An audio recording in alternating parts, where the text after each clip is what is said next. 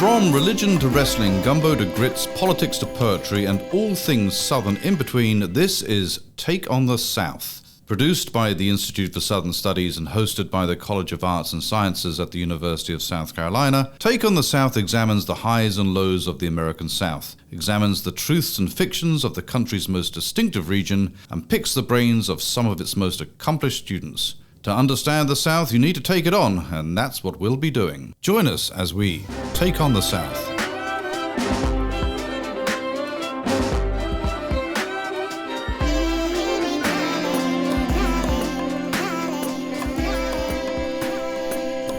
Well, hi, everyone. Thank you for joining us on Take on the South, the podcast of the University of South Carolina's Institute for Southern Studies.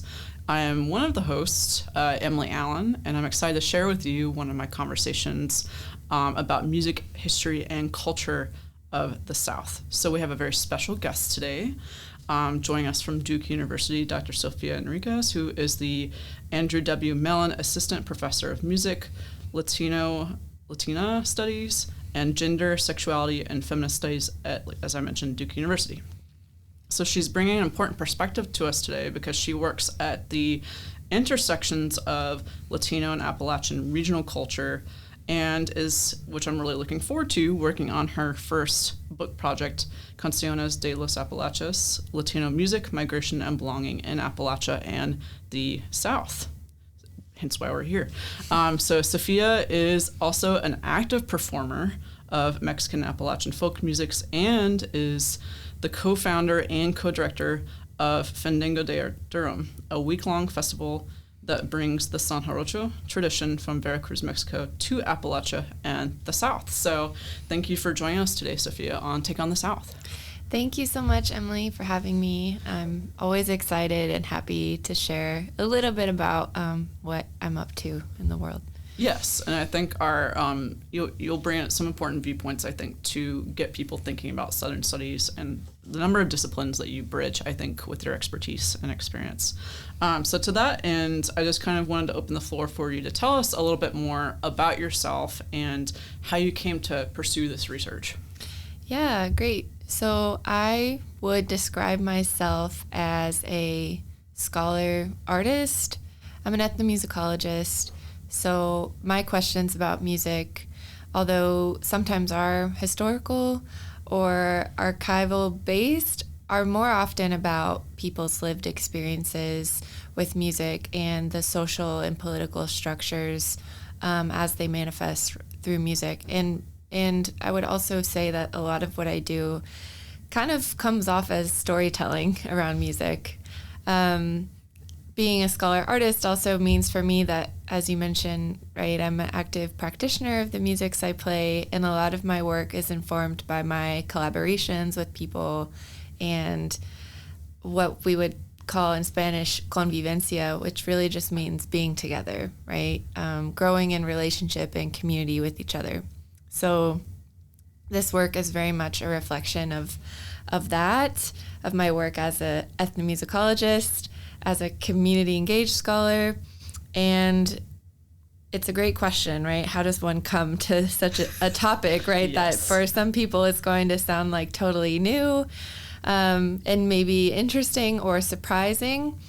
But I think one of the things that I hope to get out of our conversation is that it actually shouldn't be surprising to us at all that there's a rich history of Latino communities and their music in the South. But I really came into this because I was an undergraduate student at West Virginia University, a music education major, and we hired a musicologist my second year who taught our music history courses, Travis Steimling, who became a very dear mentor of mine and who unfortunately is no longer with us. He recently passed away, but he's really the reason that I came into the world of traditional Appalachian music. He started teaching a bluegrass and old time ensemble at West Virginia University. Awesome. And I thought, I can play 3 chords on the guitar. I like to sing. Let's give it a try. And I really just went from there. And so through my exposure to traditional Appalachian music at West Virginia, I just became more interested and knew that I wanted to continue studying music at the graduate level, so I applied for programs in musicology and then kind of made my way to ethnomusicology. And this project really started as a project about traditional Appalachian music and especially women's voices. And the more that I got into that work, that initial work that I thought I might do, I realized, wait a second, these stories are interesting and I'm drawn to them, but I also don't fully see myself as someone who has a Mexican Appalachian blended family and heritage. My dad is Mexican American, and his family came to the South, came to Mississippi Delta region in the late 1920s to work as sharecroppers in the cotton fields. So my family's been in Mississippi for almost a century and has a kind of Mexican American, but also very Southern, right, kind of cultural life. And then my mom's family is from Eastern Kentucky. So I saw certain parts of myself reflected in the stories of women in traditional Appalachian music, but I didn't see my whole self. And so I started to ask, well, are there more people like me or that like my family, right? Because in my family, there's a deep history and practice of gathering and listening to both traditional Mexican music and what we might say today is like country music, right? So totally.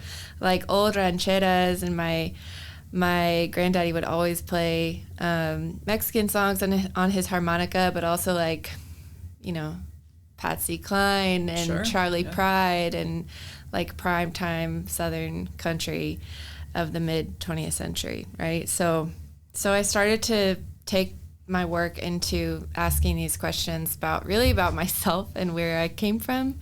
There's kind of this saying in a lot of humanities research, it's a joke, but you know, that research is just me search.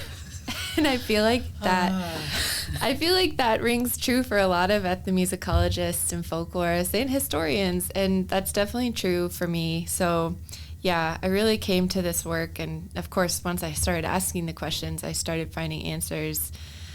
I still have more questions than answers, but I started finding people who do, whether they're blending Latino music and Appalachian music, or whether they're Latino musicians playing traditional Latino music in the South, right?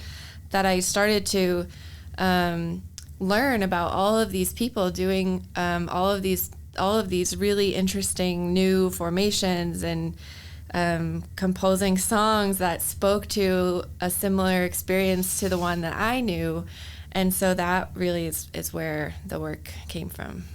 Yeah, thank you. I think that's really significant there about how you, like, your story is part of the story in itself to an extent, but at the same time, you're also growing in this process. It sounds like your questions, it's opening up questions for you too on the researcher side. So I think that's really a rich experience. And also, you know, another point that I thought was important that you brought up too was, as your kind of gateway into this area, you had mentorship, right, at West Virginia University. So we're talking about sort of like your research side, but I'm curious about how you feel like sharing these stories, telling your story. Does that inform at all your pedagogical approaches for mentoring other people, like in the field or at Duke? Like, do you feel like that this work is helping you help other people to share their stories or to gather stories? Like, in other words, how do you feel like this feeds into teaching, I guess, is my question. Yeah, that's a great question, because I was an education major, and I feel like I've always kind of stayed faithful to my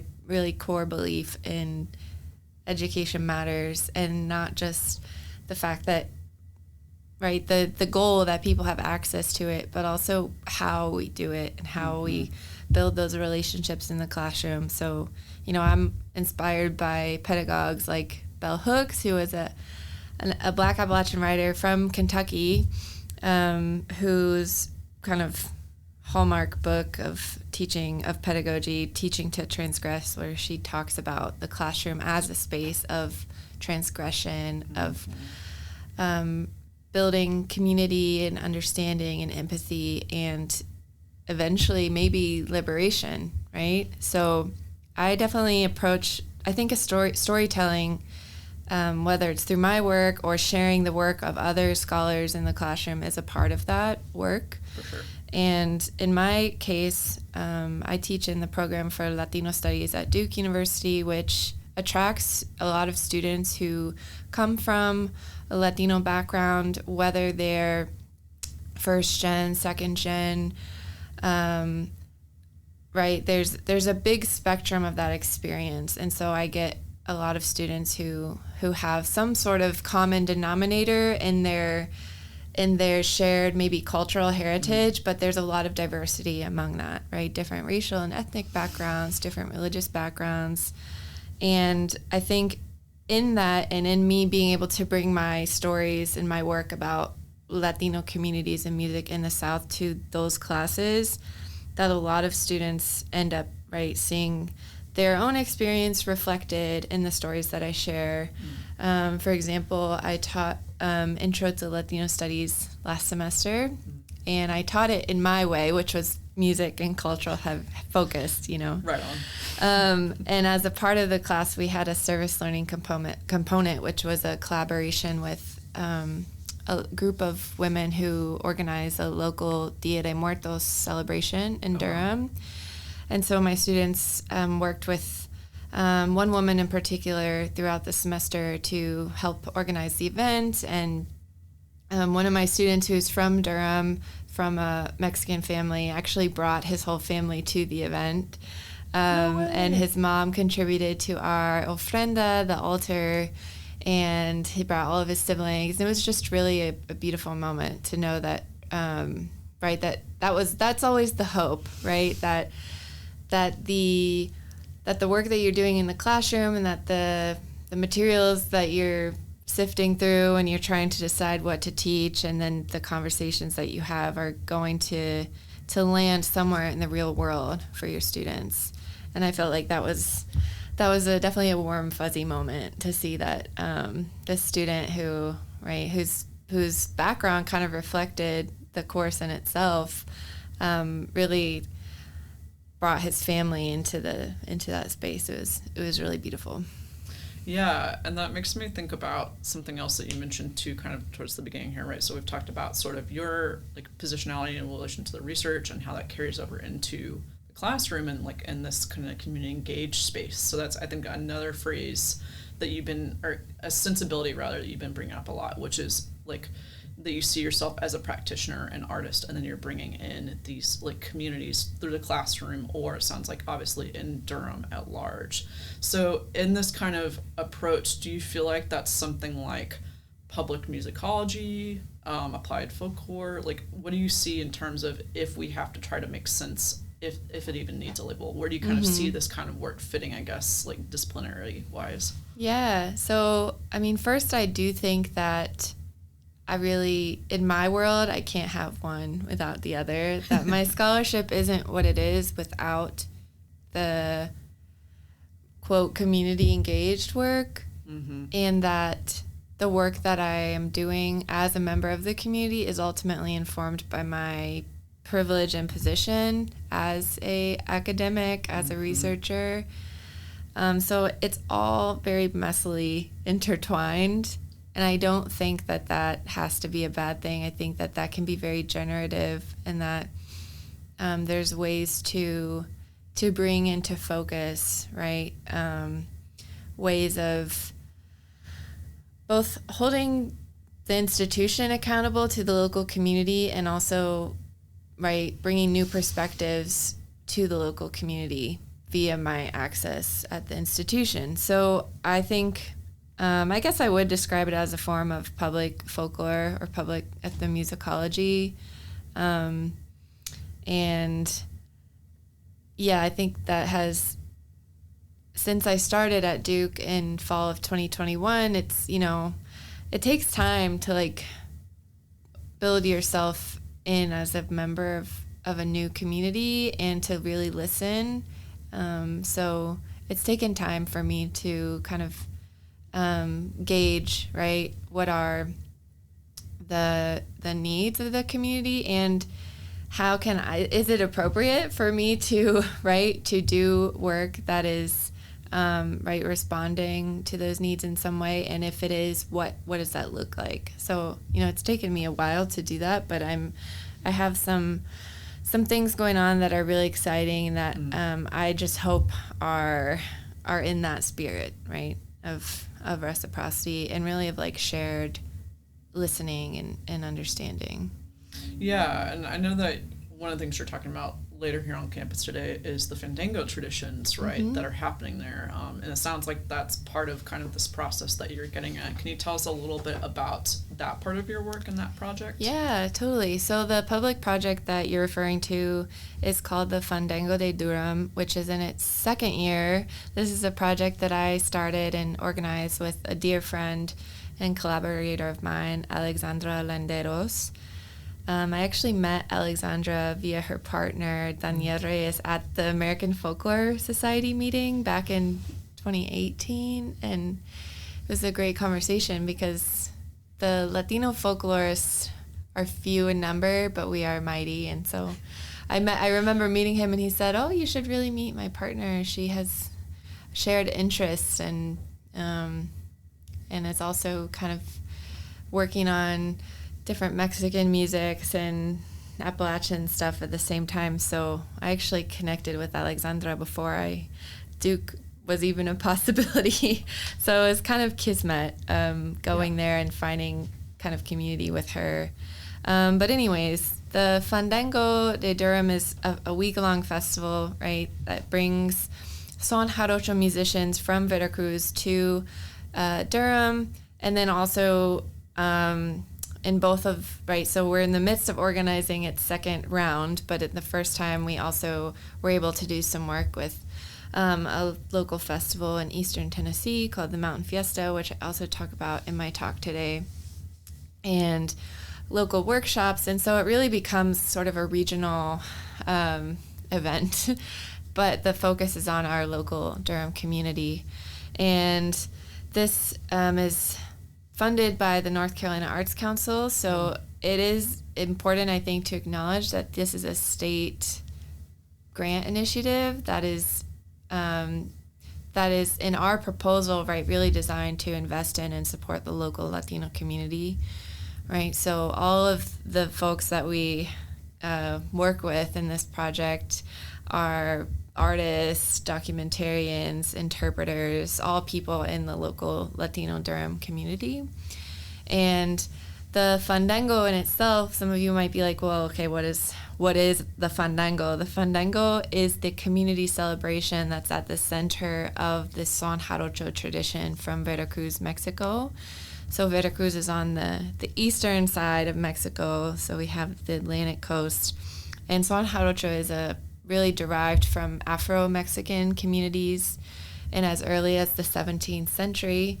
And so it's an old tradition that is mostly a string tradition. So I play an instrument called the jarana. There's different types of string instruments. And it basically sounds like strings, improvised poetry in Spanish, right? And then also a percussive style of dancing called zapateado, which some people see and think of flamenco. Some people might see and also make connections to like Appalachian style clogging. So, but anyways, it's a very dynamic community folk music. And so that is the focus of this event. So we bring teachers, maestros from Veracruz who teach workshops for the community, and then the end of the week finishes with a community fandango celebration. That's awesome. And kind of as you were talking about, even though we're talking for a second here about this very like Durham, like localized thing, or I guess statewide, but like you said, with like the North Carolina Arts Center, one of the things I think that also was coming up there that you were talking about are these kind of maybe trans-regional connections, or maybe there's a better word, but between like Appalachia, the South, and as you were talking about Veracruz. So I think that's really significant what you're doing, both with that project, but also like you'll talk about later today, your work in general. So I'm just kind of wondering, in your experience with that project and with these other things, like what kind of connections do you think we being Southern Studies, or we being, whatever discipline, what can we do to better trace connections between these different scenes, I guess? Yeah, okay. So the the connections between Appalachia and the South, and I realize that some people might not be inclined to make this kind of grouping of those two, that these are two places that are often acknowledged as separate regions, and one of the reasons why I refer to them kind of collectively throughout my book in progress is because I acknowledge Appalachia specifically as a region that's been defined by extractive policies and politics at both the local, state, and federal levels,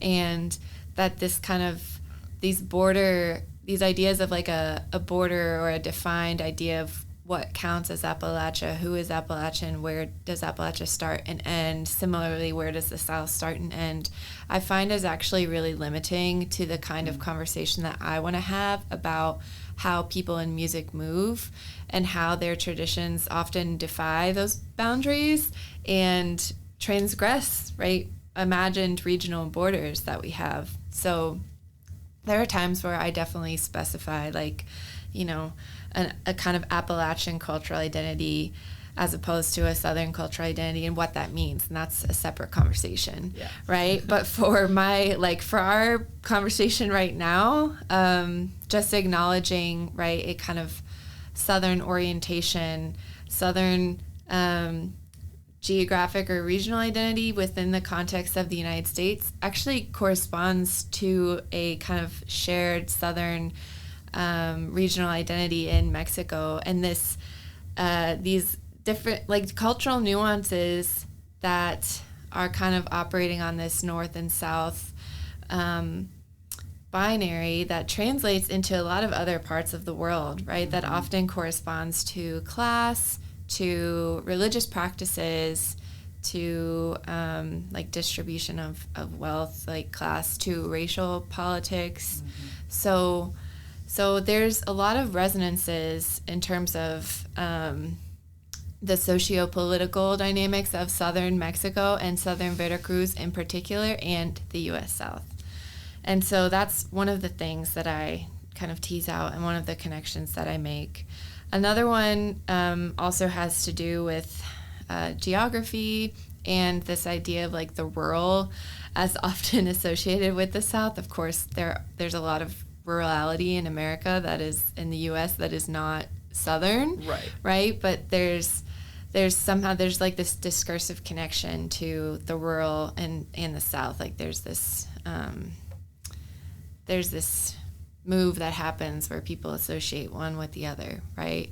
And that Son Jarocho was born out of a rural practice of these Afro-Mexican diasporic communities gathering in the countryside and in southern Veracruz, and as a way to practice this music and this dance in a way that was free from surveillance, right?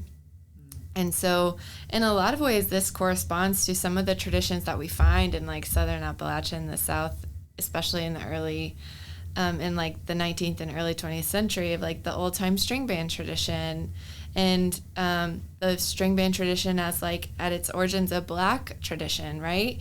And that the way that some of these fiddle and banjo tune, right, fiddle and banjo practices emerged as Black musicians, right, enslaved folks, and then post-slavery, right, previously enslaved folks who were finding ways to practice their music in the social spaces that they had available to them, right, which were often rural or isolated in some way. So there's definitely, I think, a connection there to both. If we think about old time, the origins of old time and the origins of Son Jarocho as both kind of emerging from African diasporic communities seeking some sort of joy-making, sound-making, celebratory space, right?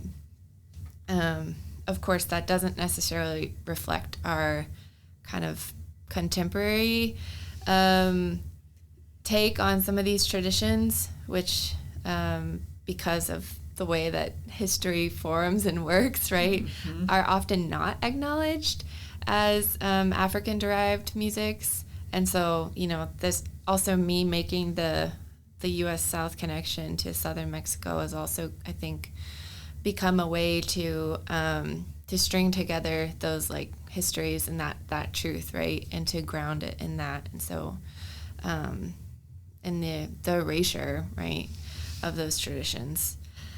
So the other one that I would maybe bring to light is the connection between foodways and this is a big focus of the Mountain Fiesta, this one celebration that I talk about in my work, and a project of some friends in Kentucky that they have called Cornbread and Tortillas, which is a theater performance that really shows these connections between food and music, between Latin America and Appalachia in the South. And this one I love because we think about something like cornbread as such like a staple food and like this Southern imaginary, and then the tortilla is like this kind of universal pan Latin American food. But that the connecting thread is like corn, this like ancient Mesoamerican crop, which is like such an important part of like human sustenance, right? And so in making these connections, there's always like food is always where the music is, which is like, you're also right a scholar of like festival and celebration, and it's like I don't think that's not a coincidence that in the same way that food nourishes us and is an important part of our everyday life, I think music and expression and like cultural practices, they're just as important, but in different ways, right? Yeah, so food is always also a part of the story. Absolutely, yeah. And I think one thing I was thinking about as you were talking there is you were talking a lot about kind of like borders, boundaries, transgression, and you're making all these amazing connections. And I think one of the things that's really great about your work and about what you're bringing to the table here is you're doing that also from a like research disciplinary standpoint, right? You were talking about this morning when we were talking about how you have feet in several different fields, right? Appalachian studies, Southern studies, Latino studies, folklore, it sounds like too. Do you find like what are kind of in making all these connections between these regions and using those different like research standpoints, what are, in your opinion, like the pros and cons of such interdisciplinary work? Like, do you find it's like challenging to bring these fields in conversation with each other, or for you does it feel natural, or kind of what are your perspectives on such, again, like transgressive, like maybe boundary bending things that you're doing here? Yeah, I think it's both challenging and fruitful. I also think that, this whole idea of disciplinarity, I think we also have to acknowledge is deeply tied up to the colonial system, right, of like Western education and categorizing knowledge and a hierarchy of knowledge and knowledge producers and knowledge bearers. And so I also just want to acknowledge like the field of ethnomusicology, cultural anthropology, folklore as also fields that are connected to that colonizing disciplinarity and colonizing history of collecting and categorizing things, right, based on Western systems of knowledge and Western ideologies. So working kind of within that, I guess, the kind of game that I'm playing is there's certain things that I take from Latino studies, like the history and the often activist and political history of Latinos in the United States, that I very much want Appalachian studies and Southern studies people to know about, right? There's these nuances of migration history and the U.S.-Mexico border and perspectives from especially Latina feminisms that are born out of this like second wave of feminist writing with people like Gloria Anzaldúa and Cheri Moraga and these writers that really shape like a Latino studies as in like U.S. Latinos, right? Which is to differentiate between Latin American studies. That Latino studies bears these, I think, really rich, important perspectives on the Latino experience that I would love to see Appalachian studies and Southern studies engaging more closely with. At the same time, Southern studies and Appalachian studies offer me a way of thinking about regional identity and place that I think Latino studies could really generate from in moving a narrative of Latinos in the U.S. beyond the U.S.-Mexico border, beyond California, and beyond this idea of Latinos in urban spaces, right?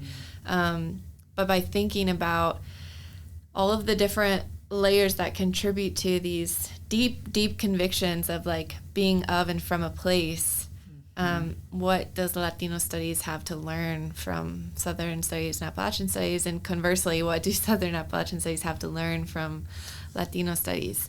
And I guess where music and ethnomusicology comes into all of this is that my questions are about the music. My questions are musical in nature, and that's kind of what like threads these two fabrics together. If I'm trying to make an analogy of like a patchwork quilt, my mom is a quilter, so I guess it's appropriate, right? So like music is the stitching, like ethnomusicology is the stitching, but I'm inevitably drawing on these, the best way I have to identify like, you know, different interdisciplinary spaces. And I feel like that kind of maps onto my role at Duke right now, the kind of courses that I've been teaching. So, yeah. Yeah, that's really awesome. And I know that you've been telling us all these like really like significant things about all these connections between regionalism, connections between disciplines here. So since I've been kind of giving you all these like specific questions, I wanted to open up the floor to you as we wrap up to see if there's anything else that you wanted to share with our listeners about your work or your thoughts on some of these case studies you're talking about. Like, is there anything else you want to tell us? I guess, you know, at the very beginning of our conversation, I mentioned that, you know, one of the things that I hope that people take away from my work is that there's a reason why people often have responses of, oh, that's interesting, or, oh, that's surprising to learn that, for example, in the 1930s, there was a migration of Mexican migrant workers to work in the coal mines in West Virginia.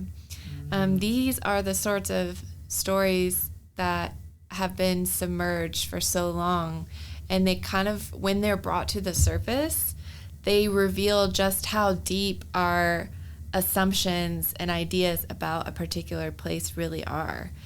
And when I say, well, they shouldn't be so surprising, I think what I hope to prompt a conversation about is also ways that are speculating about the life of early Latino Appalachians or early Latino Southerners in places where they are not imagined to have been is actually a really important part of the work.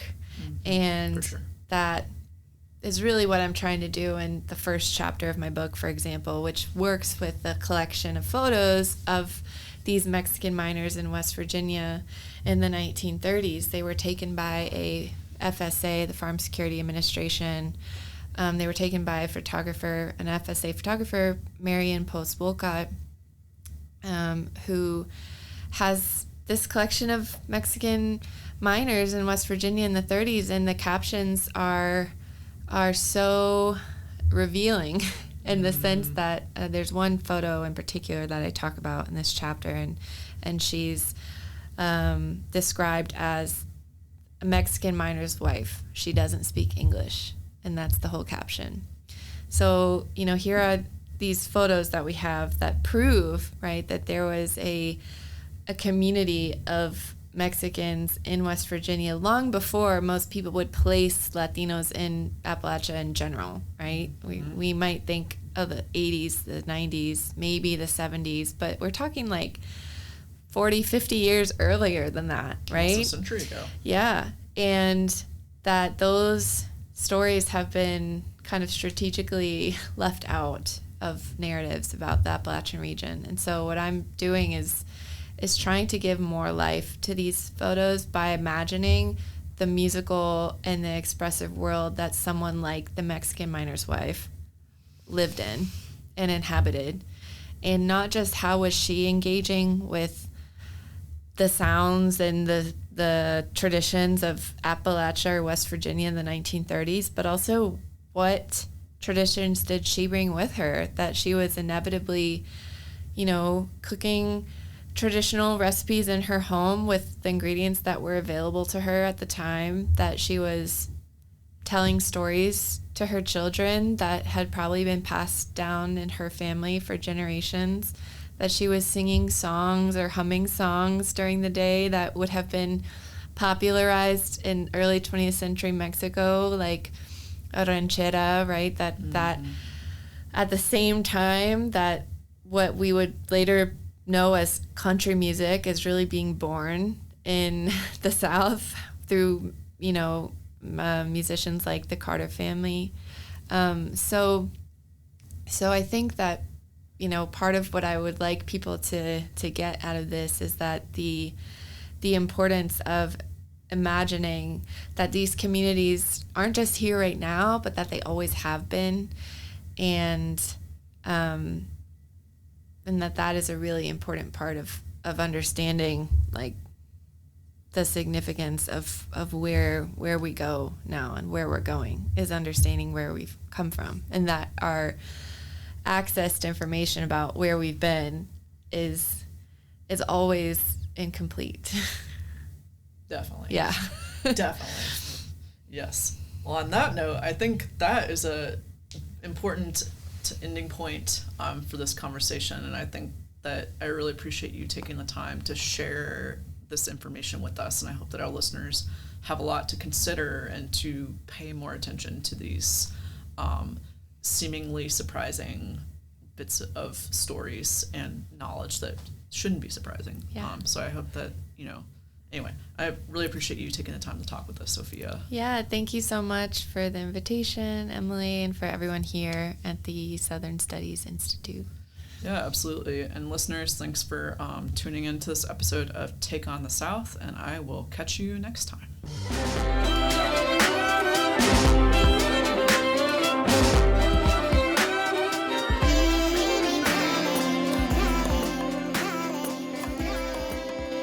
That was our Take on the South. Let us know yours. Find us on Facebook, Twitter, and Instagram at U of SC South. Take on the South is produced by Matt Simmons of the Institute for Southern Studies.